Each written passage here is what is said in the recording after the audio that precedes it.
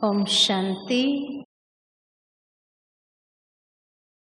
सर्वप्रथम आप सबको आज श्री कृष्ण जन्माष्टमी की या श्री कृष्ण जयंती की बहुत बहुत हार्दिक बधाइयाँ बधाइयाँ बधाइयाँ।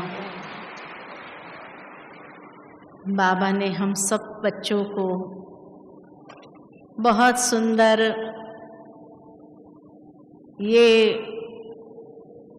बात सुनाई है कि बच्चे अब कृष्ण की दुनिया आई की आई है ना, और उसी भावना से हम सभी पुरुषार्थ में लग गए, क्योंकि किसकी भावना नहीं होगी जो श्री कृष्ण की दुनिया में जाए, श्री कृष्ण के संग खेले, श्री कृष्ण के साथ रास रचाए। और ये भी बाबा हम बच्चों को कहते हैं, संगम युग में भी हम सभी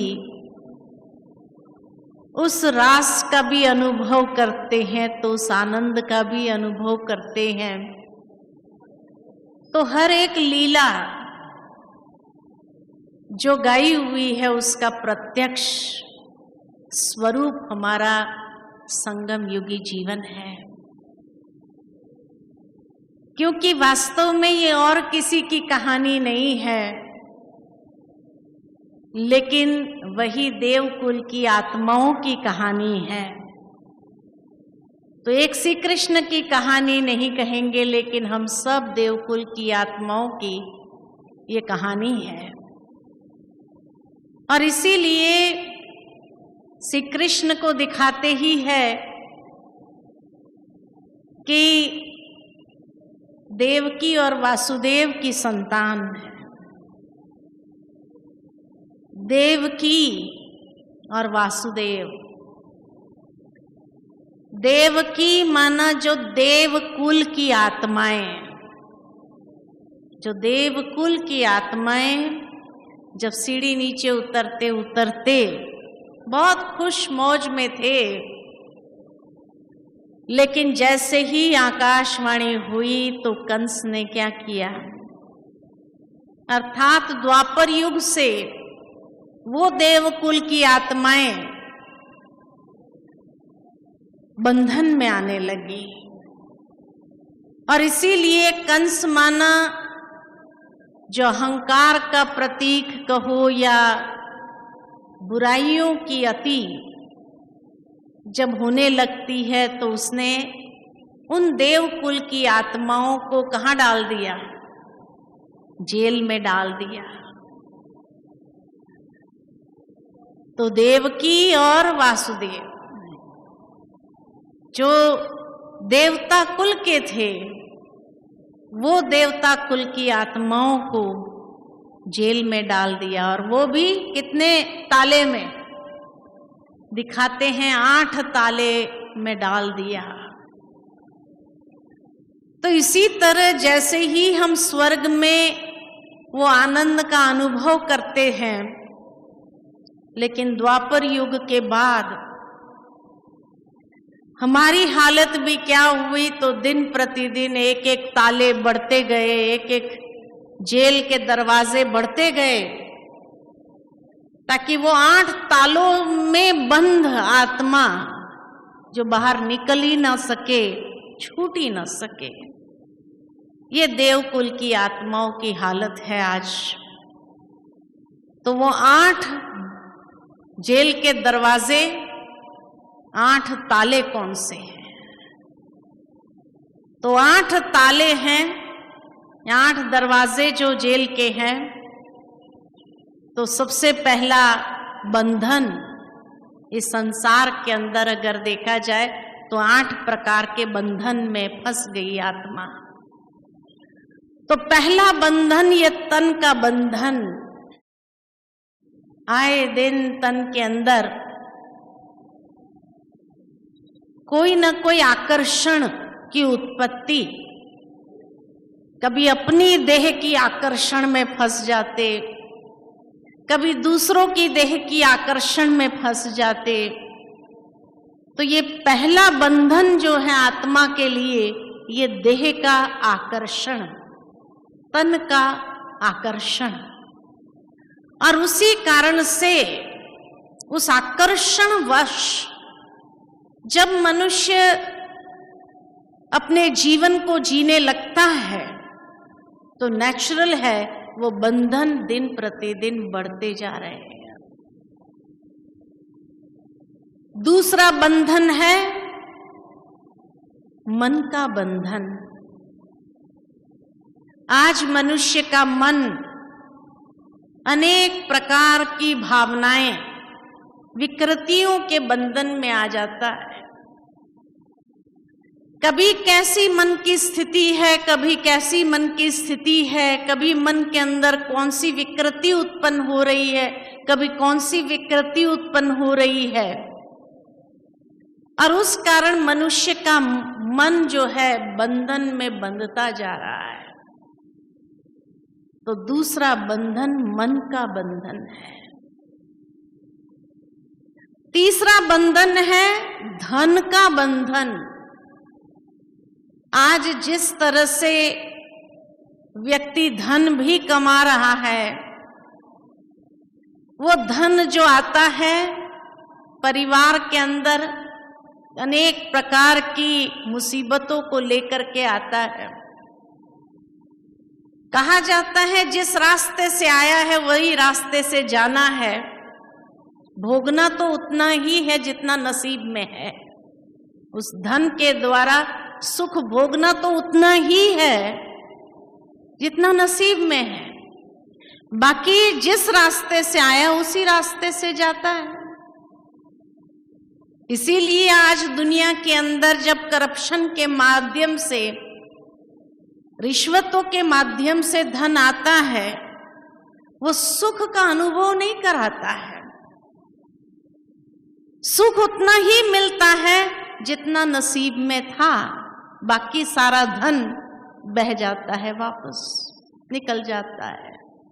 सुख का अनुभव नहीं कराता है।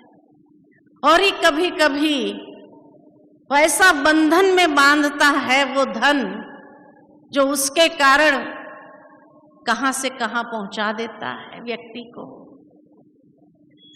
काल कोठरी में ही पहुंचा देता है। तो इसीलिए बाबा कहते हैं ऐसे रास्ते से धन आना ही नहीं चाहिए जो हमें दुख, दर्द, तकलीफ की अनुभूति कराए। चौथा बंधन है संबंधों का बंधन, या दूसरे शब्द में कहे तो जन का बंधन। तन मन धन जन, संबंधों का बंधन। कि आज जो भी संबंधों में मोह है, जितना व्यक्ति का मोह का बंधन बनता जाता है संबंधों में, उतना वो अंदर ही अंदर क्या होता जा रहा है, फंस रहा है। वो मोह के बंधन में आकर दुख का अनुभव भी करता है, लेकिन छूटता भी नहीं है। तो संबंधों का बंधन ये विकारों का बंधन है कि जहां मोह है, आसक्ति है, उस कारण से वो संबंध भी आज दुख देने वाले बन गए, बंधन का अनुभव कराता है। छूटना चाहते हैं लेकिन छूट नहीं पा रहे। पांचवा बंधन प्रकृति का बंधन। चलो बाकी सब ठीक है, तन भी स्वस्थ है, मन भी अच्छा है, धन भी सुखदायी है, अच्छी तरह से रह रहे हैं, लेकिन प्रकृति का प्रकोप आ गया, कहीं सुनामी आ गई उसमें बह गया, कहीं भूकंप आया उसमें, एक दिन में करोड़पति से रोड़पति बना देती है प्रकृति भी। तो ये प्रकृति का भी बहुत बड़ा बंधन हो गया। पांचवा बंधन, फिर छठा बंधन कर्मों का बंधन। ये कर्मों का बंधन भी बहुत जबरदस्त है, आत्मा को बहुत बांध के रखता है। ये कर्मों के बंधन से भी हम छूटना चाहते हैं, क्योंकि नहीं तो जितना कर्म गलत है, व्यक्ति के विकारों के वशीभूत है कर्म बंधन, उतना बढ़ता जाता है। और आठवां बंधन है समय का बंधन। आज समय ने भी बांध के रखा है। बहुत पुरुषार्थ करना चाहते हैं, बहुत कुछ करना चाहते हैं, टाइम ही नहीं मिलता है, समय के बंधन में है। बहुत कुछ करने की इच्छा है, भावना इतनी ऊंची है, लेकिन टाइम, समय मिलता नहीं है, समय पर कर नहीं पाते हैं, समय होने के बावजूद भी नहीं होता है, तो समय का भी बंधन हो गया।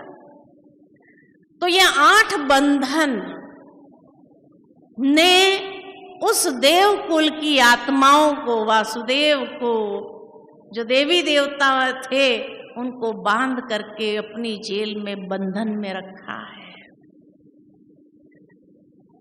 और इसीलिए जब ऐसे बंधन में इंसान बंध जाता है तो जेल ही है, कारागार ही है, जहां से बाहर निकलना चाहता है लेकिन मार्ग मालूम नहीं है। तब कहा एक दिन साक्षात्कार हुआ कि भगवान ने कहा मैं इस सृष्टि पर आ रहा हूं, और उसमें भी श्री कृष्ण का स्वरूप, कृष्ण जिस तरह दुनिया के अंदर 4 राम दिखाते हैं कि एक राम दशरथ का बेटा, दूजा राम गटगट में लेटा, आत्मा राम हर एक शरीर के अंदर है, गटगट में लेटा, तीसरा राम जगत से न्यारा, परमात्मा भी राम है, और चौथा राम शकल पसारा, जिसके शकल पर राम नाम लगाया हुआ है, जिसके देह का नाम राम है, वो भी राम है ना। तो जिस तरह दुनिया के अंदर 4 राम की कहानी मिक्सचर हो गई, इसी तरह दुनिया के अंदर 2 कृष्ण भी है, और इसीलिए ये 2 कृष्ण की कहानियां भी कहीं ना कहीं मिक्स हो रही है।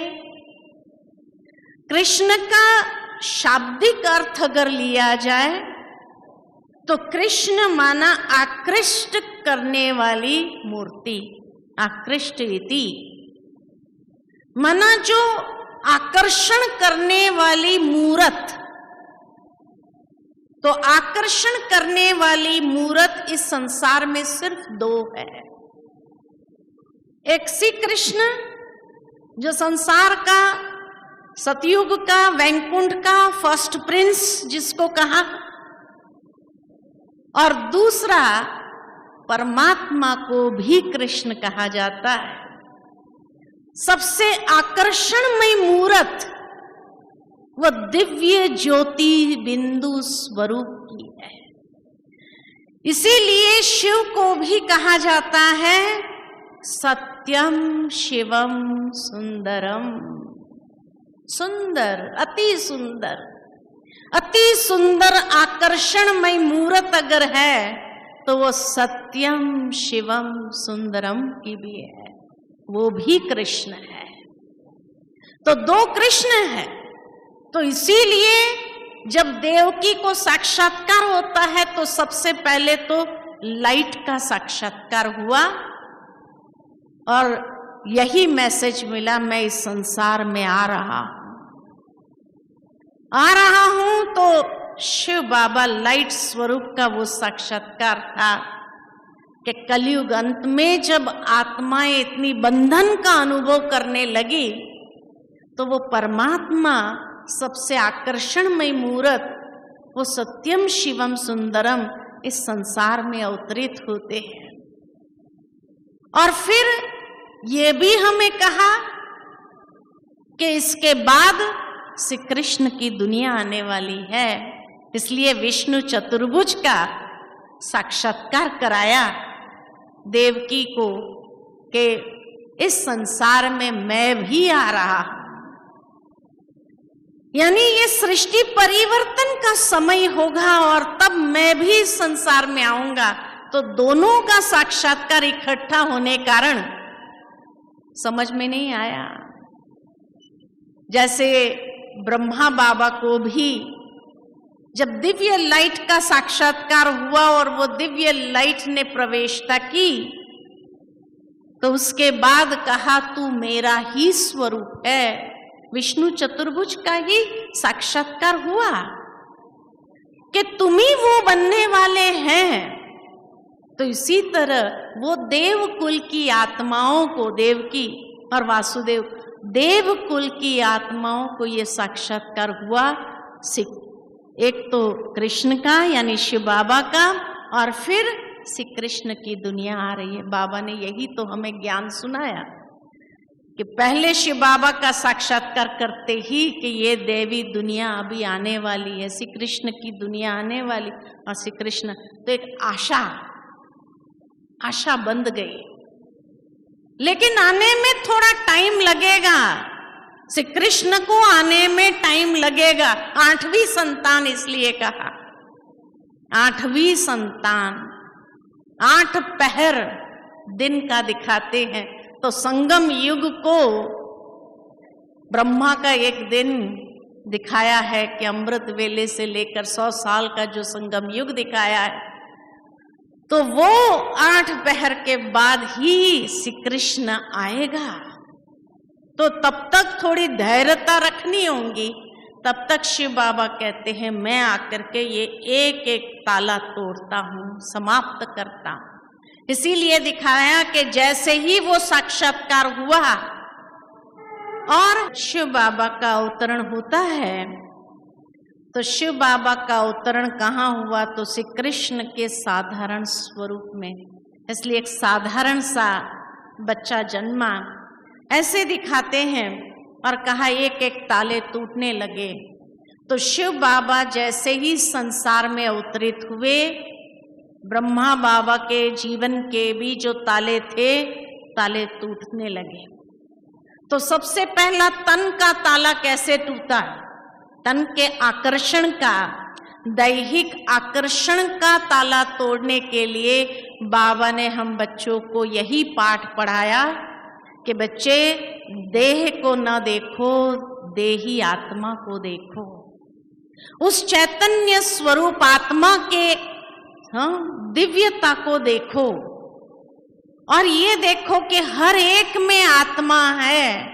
जब हर एक में आत्म दृष्टि, आत्मिक वृत्ति, आत्मिक भाव विकसित होगा तो देह के आकर्षण से हम परे हो जाएंगे। तो ये पहला ताला टूटा। ये पहला ताला तोड़ने की विधि है। दूसरा, मन का जो बंधन है, जो मन अनेक प्रकार की नेगेटिव भावनाओं में, विचारों में आज चक्कर मार रहा है, व्यर्थ विचार खूब चल रहा है, तो उस मन के बंधन को समाप्त करने के लिए बाबा ने हमें कहा, बच्चे मन मना भव हो जाओ, मन को मुझ में लगा दो। जितना मन मुझ में लगता जाएगा, बाबा उस मन के अंदर समर्थी भरता जाएगा, मन को सशक्त करता जाएगा और उस सशक्त समर्थ मन से ही सकारात्मक विचार शुरू होंगे और व्यर्थ विचार, नकारात्मक विचार समाप्त हो जाएंगे। ये ताला टूट जाएगा। तीसरा, धन का बंधन जो महसूस हो रहा है, उसके लिए बाबा ने हम बच्चों को यही विधि बताई। बच्चे धन को जितना सफल करेंगे, सफलता को पाएंगे। सफल करो और सफलता पाओ, ये विधि बता दी। कि जिस विधि के आधार से ही धन बंधन का अनुभव नहीं कराएगा, लेकिन उस बंधन से भी हमें मुक्त करेगा। फिर चौथा, संबंधों का जो बंधन है, उस संबंधों के बंधन से मुक्त होने के लिए बाबा ने हमें विधि बताई, न्यारा और प्यारा रह करके कर्म करो। रहना परिवार में ही है, परिवार को छोड़ना भी नहीं है, रहना भी वहां है, लेकिन जो मोहवश कर्म हो रहे हैं, उस मोह या आसक्ति या ममता के कारण मोह ममता में फंसे हुए, उसके बदले न्यारे और प्यारे होकर के गृहस्थ को भी इतना सुंदर कमल पुष्प के समान हमारा गृहस्थ बन जाए।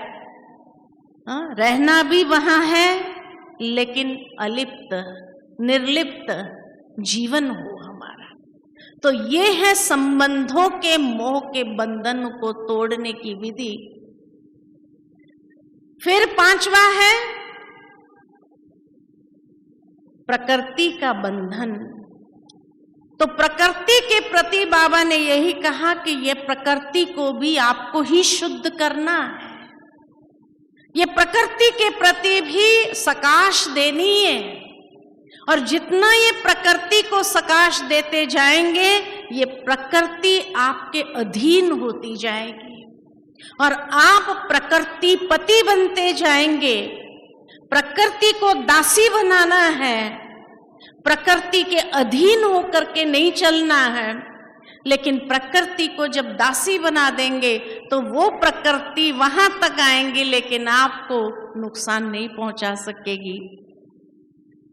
सुनामी की लहरें भी अगर आएंगी, वहां तक आएंगी, रुक जाएगा पानी, आप तक नहीं पहुंचेगा। अभी जब महाराष्ट्र में इतनी बाढ़ आई थी, तो कई ब्राह्मण बच्चों के ये समाचार मिले कि घर के आंगन तक पानी आया, लेकिन वहां आके रुक गया। ये अनुभव है। तो जिसने योग के द्वारा प्रकृति को भी, इसीलिए आजकल हम देखते हैं कि जो ग्राम विकास वाले हैं क्या करते, प्रकृति को भी हमें सकाश देनी है। जितना प्रकृति को सकाश देते जाएंगे, वो प्रकृति हमारे लिए दुखदाई कभी नहीं बनेगी। अच्छे वाइब्रेशंस दो तो वो प्रकृति भी आपकी दासी हो जाएगी और आपको कभी भी उस प्रकृति के उसके कारण प्रकृति विपत्ति का अनुभव नहीं कराएंगी। प्रकृति अधीन होकर के, आपकी दासी होकर के आपको सहजता प्रदान करेगी। तो ये प्रकृति के ताले को तोड़ने की विधि है कि उसको भी सकाश दो, शुभ भावना के वाइब्रेशंस दो। फिर कर्मों का बंधन, बहुत बड़ा बंधन है ये भी एक। तो कर्मों का बंधन का ताला तोड़ने के लिए बाबा ने हम बच्चों को विधि बताई। बच्चे सदा श्रेष्ठ कर्म करते चलो। जितना श्रेष्ठ कर्म हमारा होता जाएगा, वो श्रेष्ठ कर्म का बल ऐसा है जो जितने भी विकर्म हुए हैं, उन विकर्मों को समाप्त करने की शक्ति रखता है।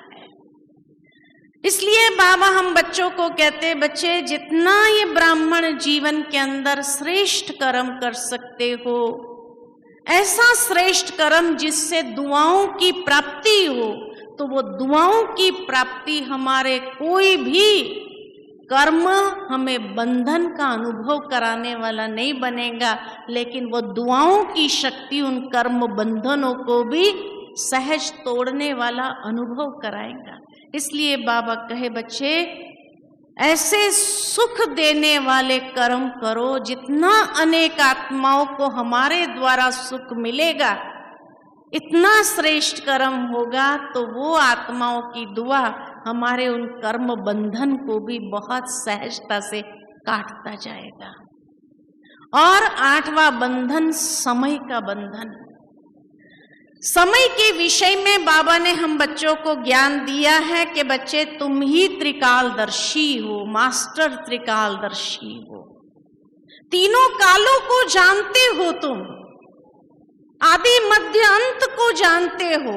और जब आदि मध्य अंत को जानते हो तो आदि मध्य अंत को जानते हुए हर कदम उठाना है। तो कहीं पर भी आप असफल होंगे ऐसा नहीं होगा। जो आदि मध्य अंत को सोच समझ करके कर्म करता है, समय को जानते हुए कि ये समय की मांग क्या है, ये समय की पुकार क्या है, ये जब जानते हुए आप कर्म करेंगे, जीवन जिएंगे, तो वो समय सुख देने वाला बन जाएगा। क्योंकि आदि मध्य अंत को जानते हुए आप कर्म कर रहे हैं। तो तीनों कालों को जानते हुए मास्टर त्रिकालदर्शी की स्थिति में स्थित होकर के हर कदम उठाते जाओ। समय को परखो, समय की पुकार सुनो और उसी अनुसार प्रत्युत्तर दो, तो समय आपको आगे बढ़ाने के लिए आएगा। समय आपको कभी पीछे नहीं हटाएगा, लेकिन समय आपको धक्का दे करके भी आगे बढ़ा देगा।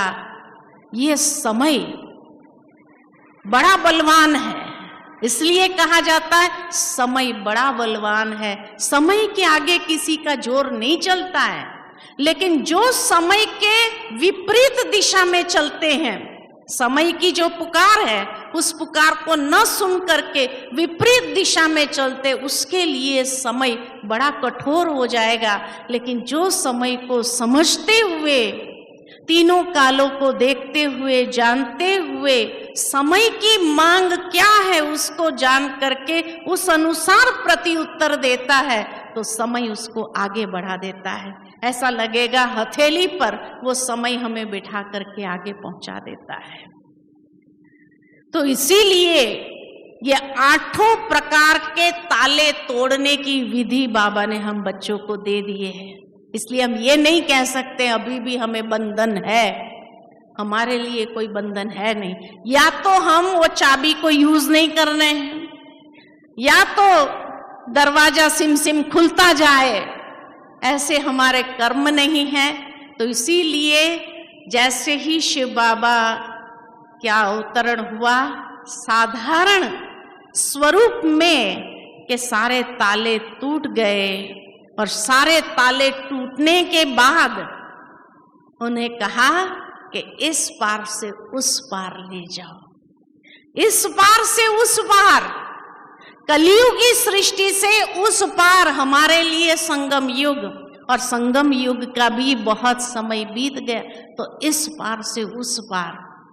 लेकिन उस पार जाने में यमुना नदी उफान पर थी, और जब यमुना नदी उफान पर थी तो पानी यहां तक आ रहा था, लेकिन वास्तव में वो पानी भी इसलिए आ रहा था कि वो भी उसके चरण स्पर्श करना चाहता था, कृष्ण के चरण स्पर्श करना चाहता था। इसलिए दिखाते हैं कि कृष्ण ने जैसे पैर बाहर निकाला और यमुना नदी ने उसके पैरों को स्पर्श किया कि एकदम पानी शांत हो गया। भावार्थ ये कि जो प्रवाह है, यमुना नदी माना एक प्रवाह, तो हमारे भीतर कौन सा प्रवाह है? भावनाओं का प्रवाह किस दिशा में जा रहा है, और ये भावनाओं का प्रवाह कभी कभी नकारात्मक उफान पर भी चढ़ता है। क्या करेंगे, फलाने व्यक्ति ने अगर मुझे सहयोग नहीं दिया तो क्या होगा, उसने अगर ऐसा कह दिया तो कैसे करेंगे, क्या करेंगे, कितने नकारात्मक विचार। तो भावनाएं उफान पर चढ़ती है। लेकिन जैसे ही बाबा को याद करो, बाबा का स्पर्श उस आत्मा को हुआ कि वो उफान भी क्या होता है, शांत हो जाता है ना। तो इसीलिए बाबा हमेशा हम बच्चों को कहते हैं, बाबा को याद करो, हर प्रकार के नकारात्मक संकल्पों के जो उफान है वो शांत होना ही है। खाली शांत नहीं होता है, लेकिन हमारा मन इतना एकाग्र स्थिर हो जाता है, जो उसी में से मार्गदर्शन मिलता है, आगे का रास्ता मिल जाता है। तो इसीलिए बाबा कहते हैं आगे का रास्ता भी आपके पास ही है ना। तो इसीलिए ये उफान को शांत करो, साथ ही साथ क्या करो, मन को शांत एकाग्र कर लो। जब एकाग्रता अंदर में आ जाती है तो अपने आप मार्ग मिल जाता है, हमें क्या करना है, कैसे करना है, वो सारी युक्ति बाबा की टचिंग से आने लगती है। लेकिन उसके लिए जैसे कहा कि बारिश भी हो रही तो कृष्ण के ऊपर छत्र छाया नाग का था। और नाग क्या है, पांचों विकारों को दासी बना दिया, पांचों विकारों को सहयोगी बना दिया, जो वही हमारी रक्षा करने के लिए वहां तत्पर हो जाते हैं जीवन के अंदर। इसीलिए बाबा कहते हैं ये विकारों को परिवर्तन करो। कैसे? पांचों विकारों को परिवर्तन करने की विधि बाबा ने बताई, जो शेष नाग बन करके हमारी रक्षा करने के लिए। तो काम को परिवर्तन करो शुभ कामना में। शुभ कामना, हर एक के प्रति शुभ कामना अंदर से इमर्ज हो। क्रोध को परिवर्तन करो शांति में, शीतलता में। लोभ या आसक्ति को परिवर्तन करो किसमें? आसक्ति अगर रखनी भी है तो बाबा कहे ज्ञान धन की आसक्ति रखो, स्थूल धन की आसक्ति नहीं रखो। ज्ञान धन जितना अंदर में बढ़ता जाएगा, जितना उसकी अंदर में समृद्धि बढ़ेगी, उतना ही आत्मा समृद्ध होने लगेगी और वो समृद्धि बहुत कुछ आपके पास ले आएगी। धन के पीछे भागो नहीं।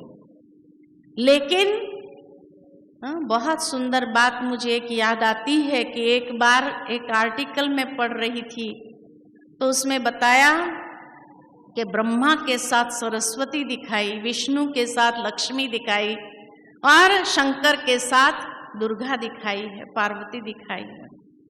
भावार्थ ये कि ब्रह्मा सृजन करता है, लेकिन जब जीवन का भी सृजन होता है, हमारा एक नया जन्म है, तो नए जन्म का सृजन सरस्वती के साथ किया जाए, अर्थात ज्ञान से उसकी परवरिश किया जाए, तो वो पालना सही पालना है। लेकिन आज दुनिया में लोग कोई भी चीज का सृजन करते हैं, भावना क्या है? भावना क्या है? लक्ष्मी आनी चाहिए। अब ब्रह्मा के साथ लक्ष्मी का कोई मेल नहीं है, इसलिए अगर वो लक्ष्मी आ भी गई तो वो लक्ष्मी दुखदाई बन जाती है। लेकिन बाबा ने इसीलिए कभी लक्ष्मी का आवाहन नहीं किया, लक्ष्मी का आवाहन नहीं किया। सृजन किया, यज्ञ की सर्जना की, लेकिन यज्ञ की सर्जना करने के बाद भी बाबा ने कहा तुम दाता के बच्चे देना चालू करो, देना चालू करो, लक्ष्मी अपने आप आएगी। पहले ज्ञान से अपनी परवरिश करो। तो सृजन किया, ये नया जन्म मिला, लेकिन नए जन्म की परवरिश सरस्वती जब करती है तो वो संस्कारों को इतना श्रेष्ठ बनाती है। और संस्कार जहां श्रेष्ठ होते हैं तो वहां पालना, जब दूसरी आत्माओं के साथ का व्यवहार जो है हमारा, पालना जो है, परिवार की पालना भी कैसे होती है, तो वहां जहां विष्णु होगा तो वहां लक्ष्मी भी छम-छम करके आएगी। सृजन करते ही लक्ष्मी का आवाहन किया तो लक्ष्मी कभी छम-छम करके नहीं आएगी। ये याद रखिए, ब्रह्मा के साथ सरस्वती ही है। इसीलिए अपने जीवन का सृजन का आधार ज्ञान। इसलिए बाबा कहते हैं बच्चे मुरली कभी मिस नहीं करना है तुम्हें। जितना हमारा ज्ञान से परवरिश होता है, लक्ष्मी को छोड़ो, लक्ष्मी तो आएगी आएगी, है ना। ज्ञान से परवरिश करो हम अपने अनेकों के, हमारे साथी या परिवार में जो भी है उनके भी ज्ञान से परवरिश करो, आप जितना हो सके ज्ञान से। लेकिन ज्ञान भी कैसे, रोज सुबह उठ करके उनको ज्ञान की बातें डोज देते जाओ, ये नहीं, वो इरिटेट करता है कईयों को। लेकिन अपने जीवन से वो उस ज्ञान को प्रत्यक्ष करो, वो भी देखना चाहते। आज हर इंसान, परिवार के अंदर हर इंसान हर एक की कमी कमजोरी को जानता है, और इसीलिए जब से आप वहां जा रहे हैं, आश्रम जा रहे हैं, सेंटर जा रहे हैं, आप में क्या परिवर्तन आया वो देखना चाहते हैं। अगर आपके स्वभाव में वही गुस्सा, चिड़चिड़ापन, वही इम्पेशंस, यही सब कुछ है, तो वो क्या कहेंगे, आपका वहां जाकर फायदा क्या हुआ जो मैं जाऊं। इसीलिए पहले जब वो देखेंगे चेंज आपके जीवन में, आपकी धारणाओं में, आपके मनस्थिति में, आपके चेहरे में, मनोवृत्ति में, आपके कर्म में, तब उनको भी आकर्षण होगा मैं भी जाऊं। तो परिवार की पालना ज्ञान युक्त होकर सरस्वती के साथ किया जाए तो फिर वहां लक्ष्मी जो आएगी वो प्योर लक्ष्मी आएगी, वो इम्प्योर लक्ष्मी नहीं आएगी। लेकिन अगर कोई भी कार्य का सृजन किया और लक्ष्मी का सीधा आह्वान किया तो वो लक्ष्मी इम्प्योर है, वो प्योर नहीं है। तब जाकर के जो दुर्गुण है वो संहार करेगी दुर्गा, और तब जीवन का परिवर्तन शंकर के माध्यम से हो जाएगा। इसीलिए ये सबको साथ साथ दिखाया है। वास्तव में ये हमारे जीवन से बहुत गहरा कनेक्शन रखता है। तो इसीलिए बाबा ने हम बच्चों को कहा, जब शिव बाबा का अवतरण होता है, देवकुल की आत्माओं की स्मृति जागृत होती है, और जैसे ही वो स्मृति जागृत हुई के सारे ताले टूटे और सभी विकारों के ऊपर अधिकार प्राप्त कर दिया, और जैसे ही अधिकार प्राप्त किया मोह को परिवर्तन किया प्रेम स्नेह में, और अहंकार को परिवर्तन किया आत्म अभिमानी स्थिति में। तो पांचों विकारों का जब पूर्ण परिवर्तन हो जाता है तब वही शेष नाग बन करके आपकी रक्षा करने के लिए निमित्त बन जाते हैं, और इस तरह से इस पार से उस पार चले गए नंद के यहाँ। क्योंकि आनंद कहाँ है, आनंद कहाँ है, तो कहा नंद के घर आनंद भयो, नंद के घर आनंद भयो। तो शिव बाबा के घर में आनंद नहीं है? हाँ, आज शिव बाबा के घर में आप बैठे हैं तो शिव बाबा के घर में आनंद भयो है कि नहीं? तो उस नंद के घर में हम सभी देवकुल की आत्माएं जब आ जाती है तो आनंद ही आनंद है। यहाँ किसी से कोई और मतलब नहीं है। दुनिया के अंदर जाओ तो मतलब होता है, लेकिन यहाँ आओ तो हर कोई गोप गोपी बन करके घूम रहे, अपनी मस्ती में घूम रहे हैं। यहाँ न घर याद आता है, न बच्चे याद आते हैं, न कोई याद आता है, हर कोई अपनी मस्ती में ही घूम रहा है, मस्त है, आनंद भयो, बस आनंद ही आनंद है कि नहीं? तो इसीलिए बाबा के घर में जब आ गए, पांचों विकारों के ऊपर अधिकार प्राप्त कर लिया, तो वही देवकुल की आत्माएं आज आनंद में झूम रही है। सच्ची गोप गोपियां बन करके आज जो झूम रहे हैं तो उसको क्या कहेंगे? स्थूल झूमने की बात नहीं है, स्थूलता में जाने की, लेकिन मन आनंद में मगन है, मस्त है, वो गोपी बन गई। आत्मा गोपी बन गई, और दुनिया का कोई होश नहीं है यहाँ पर। जब दुनिया का कोई होश नहीं, अपनी मस्ती में घूम रहे हैं, अगर किसी का फोन भी आ जाए तो हाँ ठीक है, सब ठीक है, हम भी ठीक है, रख दिया फोन। लंबी बात चलती नहीं है। कोई अगर सुनाना भी चाहे फलाने के घर में, अच्छा ठीक है कोई बात नहीं, आप देख लो, आप लोग कर लो, अभी हम तो यहाँ हैं, पूरा हो गया है कि नहीं? तो आनंद भयो है कि नहीं? तो इसीलिए आनंद ही आनंद नंद के घर में, और ऐसा न आनंद ही आनंद जब हर गोप गोपियां महसूस करती है। इसीलिए कहा जाता है अति इंद्रिय सुख पूछना है तो गोपी वल्लभ की गोप गोपियों से पूछो कि वो सुख क्या होता है। अति इंद्रिय सुख में झूम रहे हैं। आज दुनिया में अगर एक शादी में 500 लोग भी आ जाते तो कितना कोलाहल हो जाता है, और यहाँ 10,000 15,000 बाबा के बच्चे पहुंच, हर कोई अपनी मस्ती में मस्त है। हाँ, हर कोई बाबा के साथ मिलन का अनुभव कर रहा है, रास रचा रहा है, और हर कोई आपस में भी संस्कारों की रास हो रही है। किसी की संस्कारों की टक्कर हुई यहाँ पर? किसी की संस्कारों की टक्कर नहीं हुई, क्योंकि सारे ताले टूट गए। अब हम पहुंच गए बाबा के घर में, और जब बाबा के घर में पहुंच गए तो बस रास करो।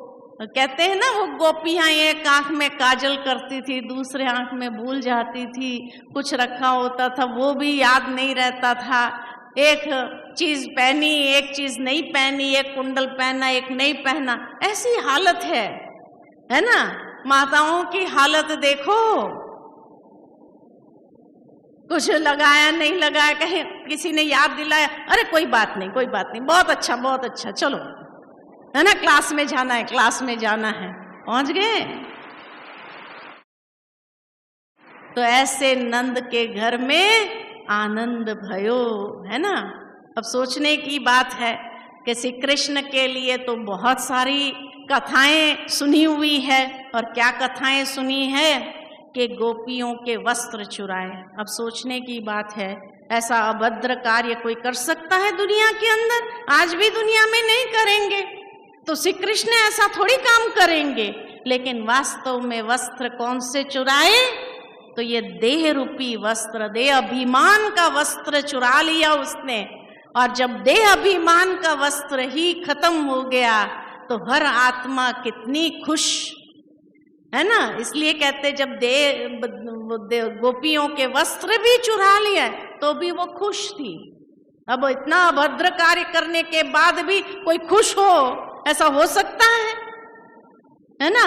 उसकी तो कितनी कंप्लेन हो जाए।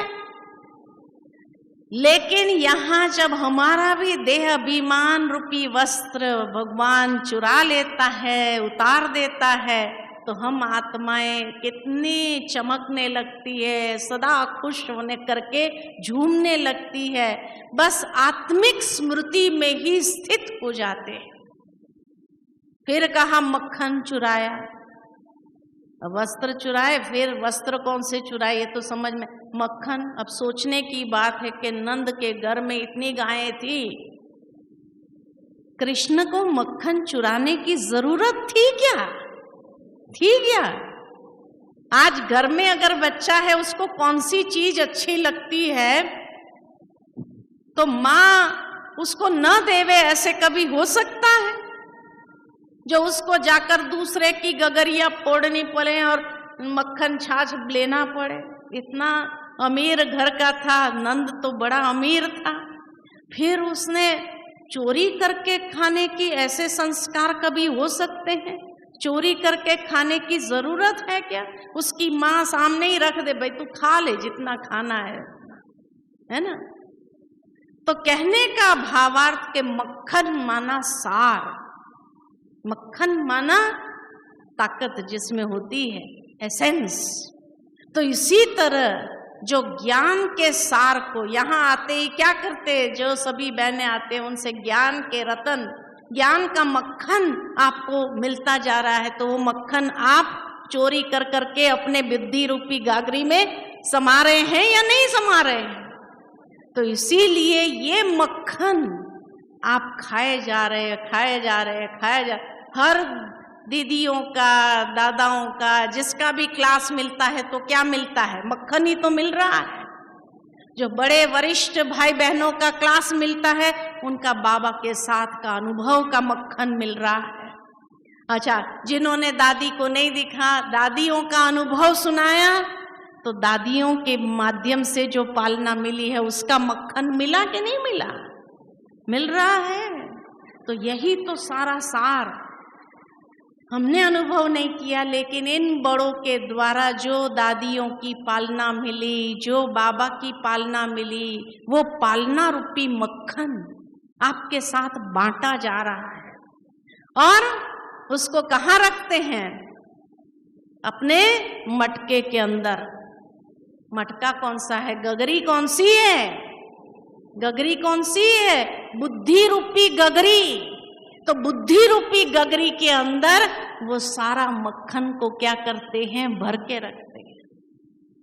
और फिर समय आने पर कोई पत्थर मारता है, भाई वहां जाके आए, कुछ तो बात दो, कुछ तो सुनाओ।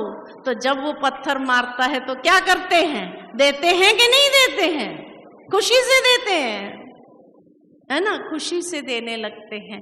तो ये मक्खन अपने अंदर भर करके जाना है, और जितना अपनी बुद्धि रूपी गगरी के अंदर ये मक्खन को भर करके गए, और जितना समय मिले उसको उगारते जाओ, तो मक्खन ताकत का काम करेगा।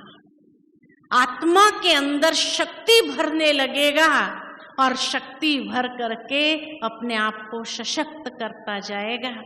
तो इसीलिए बाबा भी हम बच्चों को कहते हैं, तुम्हें ये ज्ञान का मनन चिंतन करते हुए अपनी गगरी के अंदर जो मक्खन भरा है उसका फिर मनन उगारो, मनन चिंतन करो, तब ये आत्मा की ताकत बने, और फिर सबके साथ बांटो। कृष्ण ने क्या किया? खुद कम खाता था, इधर उधर खाली लगा देता, बाकी सबको बांटता था। खाओ, तुम लोग खाओ। सारे उसके दोस्तों को क्या कहा? तुम लोग खाओ, तुम लोग खाओ, है ना? तो ज्ञान बांटते चलो, जितना बांटते जाएंगे बढ़ता जाएगा, बढ़ता जाएगा। और फिर सभी कंप्लेन करने आए यशोदा मैया को कि भाई ये तो चोरी करता है, हमारी गगरी तोड़ता है, ये करता है। तो उसको पूछा, तुमने खाया? तो क्या कहा? नहीं खाया, मैंने ही माखन खाया, मैं नहीं खाया। दो अर्थ है ना? तो बाबा भी क्या कहते हैं बच्चों को? बच्चे युक्ति युक्त चलो। हाँ, सेंटर पर गए थे मुरली सुनने के लिए, क्लास करने गए थे, तो क्या कहो? मैं नहीं खाया, मैं नहीं खाया मक्खन। अब इसके दो अर्थ निकल गए। तो समझा, जिसने जो समझना था, भगवान ने उसकी बुद्धि को वैसे टच कर लिया। हमने झूठ थोड़ी बोला, उसने ऐसे समझा। फिर उसको बांधा, ओखली से बांधा और कहा मुंह खोल। तो मुंह खोला तो क्या दिखाया? तीनों लोक दिखा दिए। तो बाबा इसीलिए कहा कि जब वो कहते मुंह खोलो, तो मुंह खोल के क्या निकालना है? तीनों कालों का ज्ञान सुनाना चालू करो, तीनों लोकों का दर्शन करा दो उनको, है ना? तीनों लोकों का, तीनों कालों का दर्शन कराते चलो, और जीवन को फिर किस तरह से चलाना है, संस्कार मिलन की रास कैसे करनी है, वो महारास कैसे करनी है, तो उसकी विधि जो बाबा ने हम बच्चों को बताई कि बच्चे सदा ज्ञान की एक एक पॉइंट को, एक एक बूंद को जीवन के अंदर धारण करके अपने संस्कारों में उसको ले आओ। जितना उसको अपने संस्कारों का हिस्सा बना देंगे, वो संस्कार मिलन की रास। और बाबा के साथ भी हमारे महारास, एक एक गोपी के साथ एक एक कृष्ण। कौन सा कृष्ण? परमात्मा कृष्ण। एक एक गोपी के साथ एक एक कृष्ण, वो कृष्ण शिव बाबा, सत्यम शिवम सुंदरम, वो कृष्ण एक एक गोपियों के साथ आज रास कर रहा है कि नहीं कर रहा है? आज रास कर रहा है, महारास। इसीलिए मधुबन में महारास, वहां भी क्या दिखाया भक्ति में भी कि महारास कहाँ हुआ, मधुबन में महारास हुआ। तो मधुबन में ही तो महारास हो रहा है। महारास अगर 15,000 लोगों का महारास एक कृष्ण के साथ हो तो क्या कहेंगे, मधुबन में महारास नहीं हो रहा है ना। तो इसीलिए ये महारास का गायन है।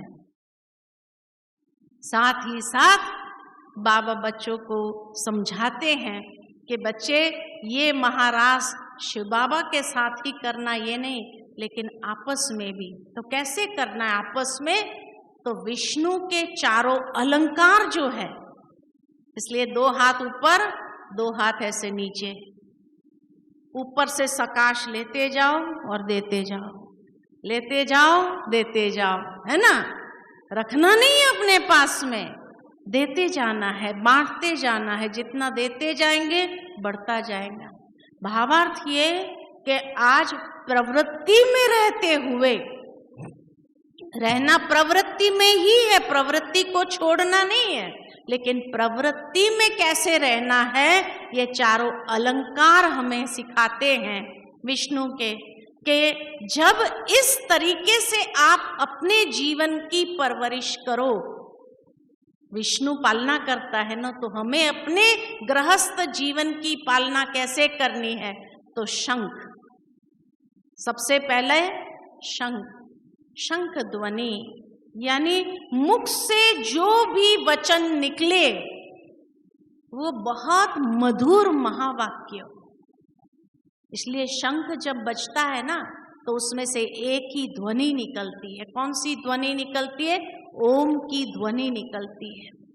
यानी हमें भी अपने जीवन की परवरिश जो करनी है, ओम स्वरूप में टिक जाना, आत्म स्वरूप में स्थित होकर के हर वचन का उच्चारण करो, तो वो भी शंख ध्वनि का काम करेगा।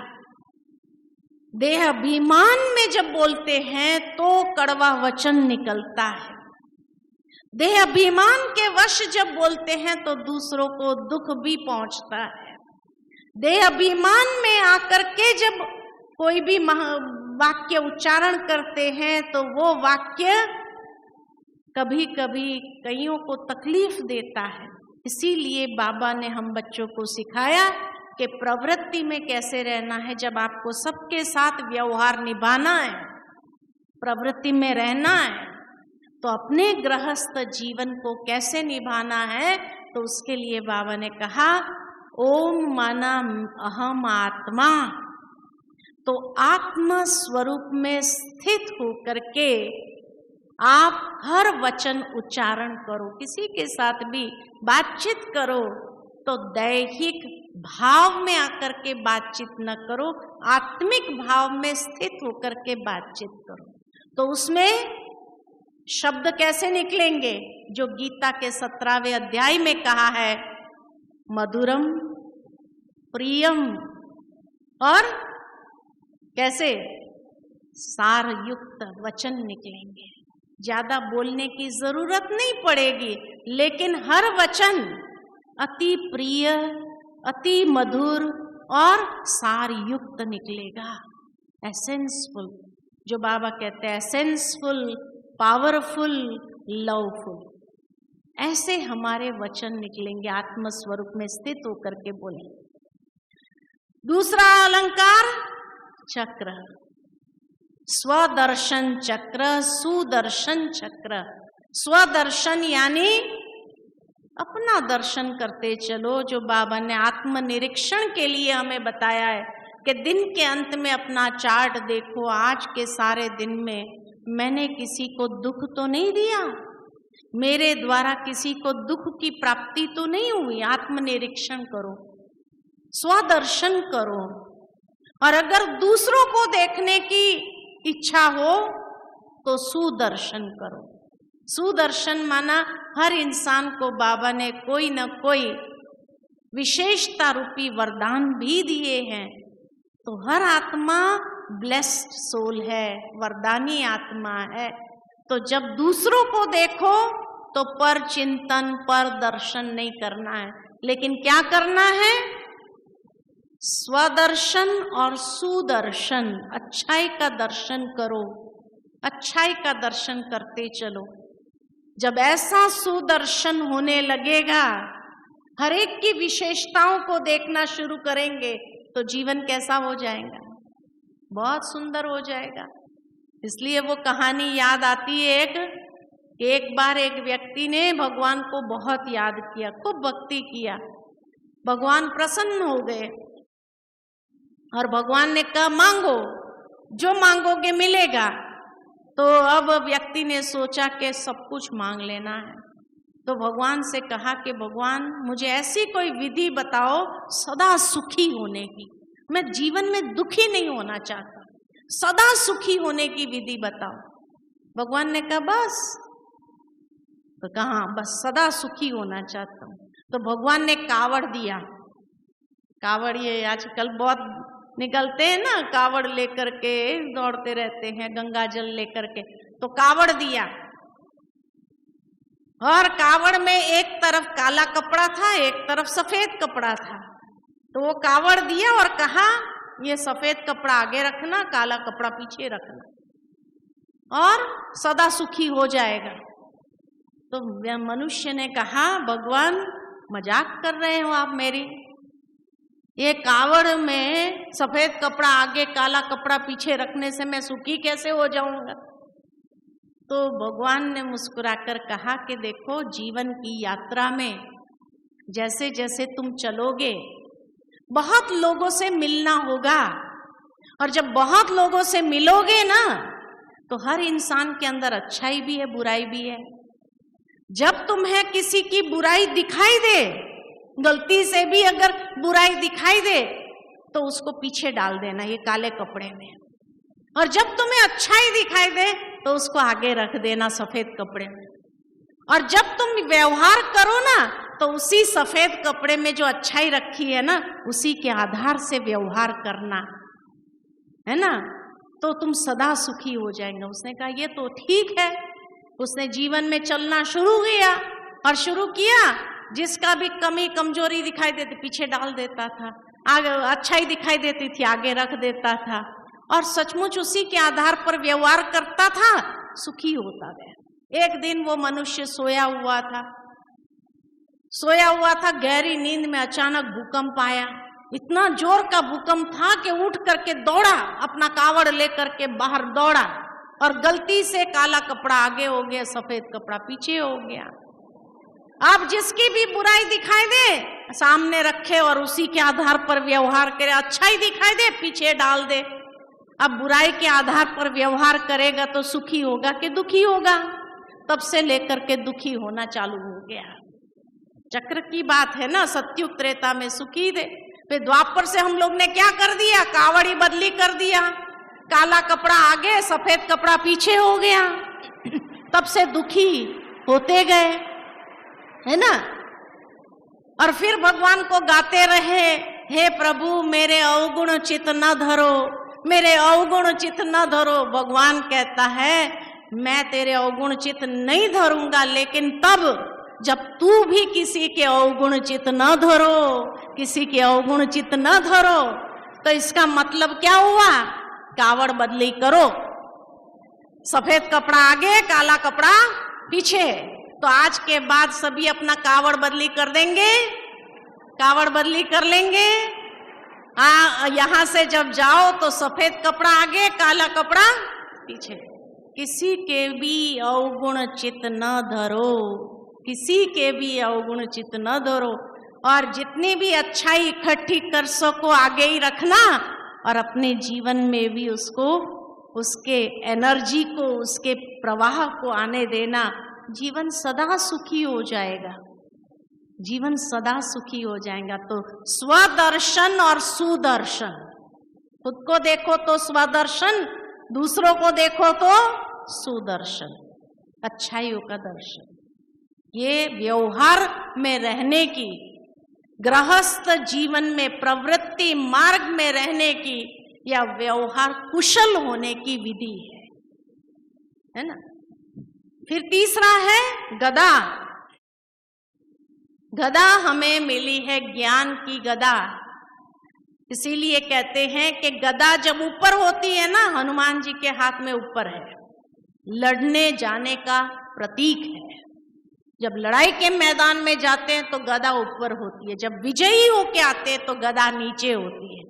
तो हम सभी आत्माएं भी ज्ञान के पॉइंट्स का एप्लीकेशन करते हुए, ज्ञान की एक एक पॉइंट को यूज करते हुए हर प्रकार की परिस्थिति के ऊपर विजयी आत्मा।